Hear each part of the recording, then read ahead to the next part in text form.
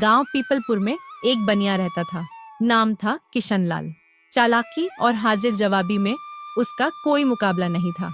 वो लोगों के हाव भाव देखकर उनके दिमाग में क्या चल रहा है यह भांप लेता था। लोग कहते थे बनिया है, पर इसके भीतर एक नाटक मंडली भी छुपी है। उसी गांव में ठाकुर साहब रहते थे। नाम था प्रताप सिंह। बड़े ही रौबदार, पर उतने ही अंधविश्वासी। जरा सा कुछ उल्टा हो जाए तो तुड़वा फुड़वा, टोना टोटका शुरू। गांव में उनके डर से कोई कुछ कह नहीं पाता था। एक दिन ठाकुर साहब की गाय बीमार पड़ गई। पूरे गांव में ढिंडोरा पिट गया। ठाकुर साहब की लक्ष्मी बीमार है। बहुत उपाय हुआ, लेकिन गाय की तबीयत और बिगड़ती चली गई। तब ठाकुर साहब को किसी ने सलाह दी, बनिए किशनलाल के पास जाओ, वो किसी भी बीमारी का इलाज हंसी हंसी में कर देता है। बनिया? वो तो मस्खरा है, क्या इलाज करेगा वो? पर जब सारे उपाय फेल हो गए तो ठकुराइन ने दबाव डाला। सब कुछ कर लिए, लेकिन कुछ काम नहीं आ रहा। एक बार बनिए को भी आजमा लो। उसके बाद बनिया किशनलाल को बुलाया गया।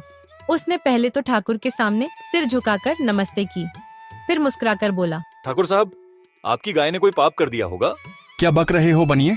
गौ माता ने शायद किसी चुड़ैल को लात मार दी है, इसी वजह से वो बद्दुआ में फंस गई है। यह सुनते ही ठाकुर की आंखें फटी की फटी रह गई। और कहाँ कोई उपाय नहीं है क्या? उपाय है, लेकिन आसान नहीं। 7 दिन तक हर सुबह उसे चुड़ैल की बोली में समझाना होगा कि माफ कर दे। ठाकुर इतना सुनते ही हैरान हो गया। ये बोली कौन बोलेगा? मैं। पर इसके लिए मैं एक टोपी पहनूंगा जिसमें मोर के पंख होंगे, और एक घंटी बजाकर गाय के कान में फूंक मारूंगा। साथ में आपको रोज 11 नारियल और 1 किलो गुड़ देना होगा। इससे गाय को शक्ति मिलेगी। ठाकुर मान गए। अगले 7 दिन तक किशनलाल हर सुबह मोर की टोपी पहनकर, घंटी लेकर, बुलबुल बोले बम बम, चुड़ैल भागे चमचम जैसी उलटी पुलटी कविता बोलता और गाय के कान में फूंक मारता। गांव वाले यह सब देखकर हंसते, पर ठाकुर साहब गंभीर बने रहते। उन्हें यकीन था कि बनिया कोई रहस्यमयी विद्या कर रहा है। 7वें दिन गाय चमत्कारिक रूप से ठीक हो गई। असल में किशनलाल को पहले ही पता था कि गाय को बस हल्का बुखार था, जो 1-2 दिन में खुद ब खुद चला जाता। अब बनिए की जय जयकार शुरू हो गई। लोग कहने लगे बनिया कोई मामूली आदमी नहीं है। किशनलाल ने मौके का फायदा उठाया और अपनी दुकान पर एक तख्ती टांग दी। मनोरंजन सेवा के साथ साथ समस्या समाधान भी, हंसते हंसते टेंशन दूर करे। अब लोग अपनी बीवियों की शिकायत लेकर भी बनिए के पास आते। किशनलाल, मेरी घरवाली दिन भर झगड़ती है, कोई उपाय? उपाय है, उल्टा चश्मा पहनकर उससे बात करो। हर बार वो कहे तुम बेवकूफ हो, तुम कहो हाँ जानू, और तुम मेरी बेवकूफी की रानी।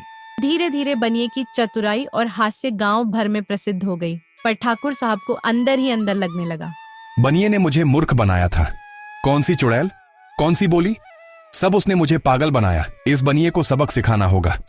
एक दिन ठाकुर ने बनिए को बुलवाया और कहा, किशनलाल, अब एक असली भूत हमारे कुएं में आ गया है। अपनी टोपी और घंटी लेकर आओ।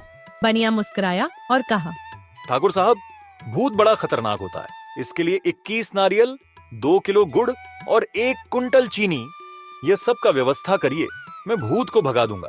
ठाकुर ने सब चीज का व्यवस्था किया। कुएं के पास गांव वाले जमा हो गए।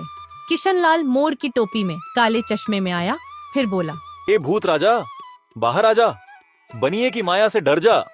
इतने में किशनलाल ने ठाकुर के नौकर को भूत की वेशभूषा में कुएं से बाहर निकलवाया। सब डर के मारे भागने लगे, लेकिन तभी बनिया चिल्लाया, वापस आओ गांव वालों, भूत कभी चप्पल पहनता है क्या? गांव वाले जब ठाकुर के नौकर को भूत का नाटक करते हुए देखे तो ठाकुर की चाल पकड़ी गई और सब लोग ठाकुर का मजाक बनाने लगे। ठाकुर साहब, मैं इलाज नहीं करता, बस हंसी के बहाने इलाज हो जाता है। गांव वालों ने उस दिन के बाद उसे हंसी बाबा कहना शुरू कर दिया। कहानी से सीख, अंधविश्वास का कोई इलाज नहीं, पर हंसी और चतुराई से सबसे बड़ा रोग भी दूर हो सकता है।